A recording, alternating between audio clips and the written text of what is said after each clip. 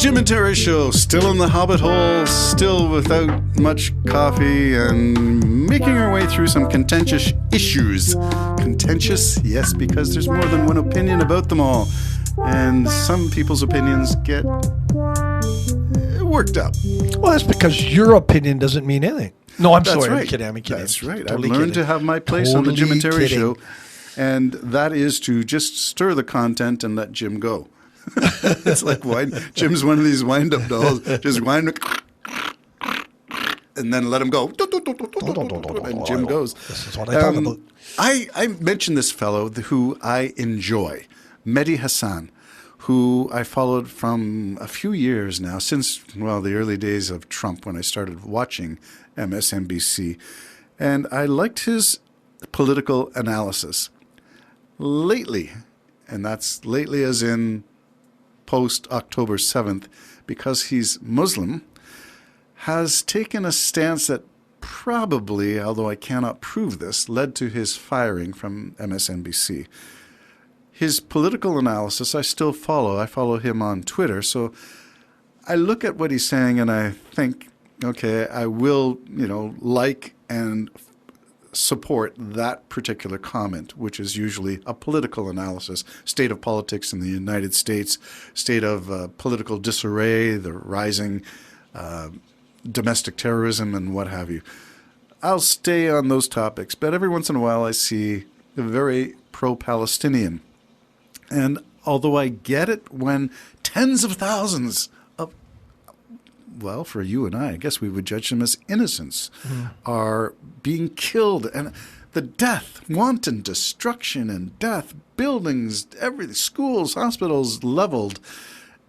Even the biased part of me is moved by such suffering. But then even when you know that that's probably exactly what Hamas wants, right? Because it's trying to pull into a jihad, right, the world against Israel. Eventually, it's going to work. Eventually, that's going to happen. Right. Hamas is just the political terrorist group representing the tip of, and I've heard this expression, tip of the spear of Islam. If Islam is the spear, the terrorist groups, whatever they are, wherever they are operating, not just Hamas in the Middle East and Gaza, but all the terrorist groups are the spears of Islam. It's how it is going to spread, is the claim.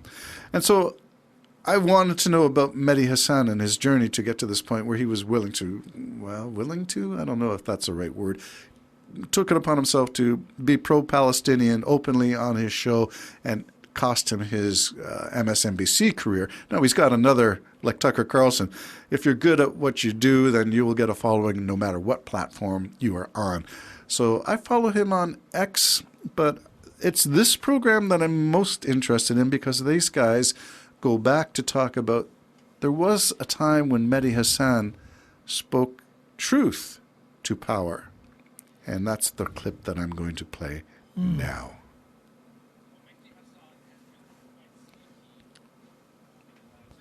Now, Mehdi Hassan has been quite sneaky over the last years. As sneaky as Sneeko? As sneaky as Sneeko. However, he wasn't always like this. There was a time in his past where he was more honest about problems among Muslims. I want to have a very brief look before we continue to specifically those times. There is an article that recently came to my attention, which is written by Mehdi Hassan in 2013. He's here introduced as Al Jazeera English presenter, 2013. And the title of this article is "The Sorry Truth is that the virus of anti-Semitism has infected the British Muslim community." The subtitle is, "It pains me to have to admit this, but anti-Semitism isn't just tolerated in some sections of the British Muslim community, it is routine and commonplace. Any Muslim reading this article, if they are honest with themselves, will know instantly what I am referring to. It's our dirty little secret. You could call it the banality of Muslim anti-Semitism." It's already very... Okay, I'm going to stop it there. It goes on for quite a bit. That's from an extended play of these people, these two fellows who recently made a trip both to, I'm going to say specifically to Jerusalem, to Israel, and I think they actually did a tour of Gaza as well. I don't know what you call a tour these days because it's a mess and a wreck. But these guys are called the apostate prophets. And apostate is, of course, a reference to if you leave Islam, you're deemed to be a prophet, an apostate. Yeah. And these guys are using apostate prophet, put those two together because they're usually incoherent in terms that do not go together.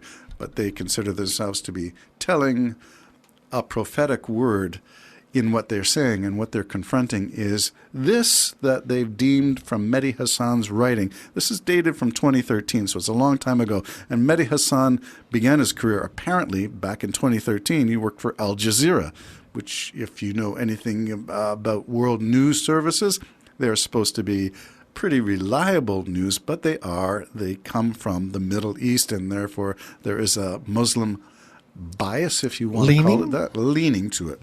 So Mehdi Hassan, but the claim in the article, our dirty little secret, the inconvenient truth of Islam, that you've got buried within it, within the Quran, the overt statements. You can't ignore this thing. It's like saying the Bible didn't say, go and murder everybody when the Israelites were supposed to take over the promised land. Yeah. Well, taking it over meant killing every man, woman, and child. And their beast of burden, too. Yeah. So, I mean, the dirty little secret exists in, I don't want to say it, but I will, all the ancient texts. They represent tribalism at the time that these texts were written, whether it's Hebrew, whether it's Roman/Christian, or whether it is the Quran and Muhammad, every text has its dirty little secrets, and it's worth pointing it out.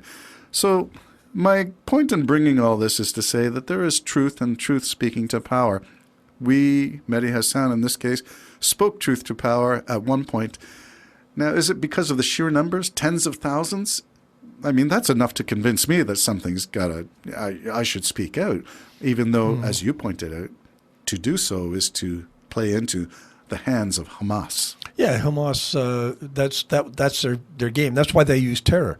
That's why they didn't just go in and simply rape a woman, poke her eyes out, cut her leg off, and rape her. It's just disgusting. But they want terror. And that's what we talked on another show about the guy phoning his mom. I just did this, and mom's happy as punch. You know, her son can die now and go to his reward in heaven. His paradise. Yeah, his paradise. And it's this teaching of this hate right up through it all. So, and that's why I get mad as a Christian. I don't get mad as much as I look at certain teachings and I look at certain powerhouses and go, I don't see Jesus in your actions. That's not what I'm seeing here. I'm seeing a man being exalted, and a faith being used.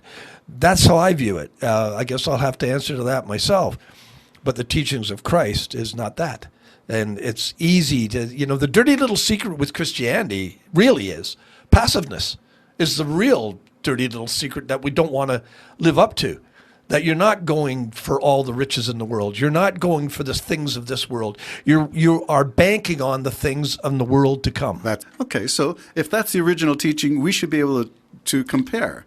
We used to do this in a course I taught called Comparative Religions. Let's lay them all out on the table. Let's look at the dirty little secrets of every one. And in your case, what you're advocating is the dirty little secret of Christianity is that it's promotes pacifism. It's not self-promoting. As a matter of fact, like that's, I've said it 1,000 times, I'll say it again, one of my favorite lines within the scriptures is, do nothing out of selfish ambition and consider everybody better than yourself. Imagine that. Just imagine that. Do nothing out of selfish ambition and consider everybody better than yourself. Well, aren't the 5 pillars of Islam variations on that theme? It's service, it's tithing or giving alms or whatever they call it. It's prayer, which is, aren't there similarities? I don't think there are, and I'll tell you why. The Islamic 7 pillars or whatever those pillars 5 are pillars. is all your duty if you want to please Allah and get to heaven. Christianity, remember, is God knowing that you can't get there on your own, and I'm going to do it for you. Now, you want to know the exact representation of me is in my son Jesus. Follow him and listen to him.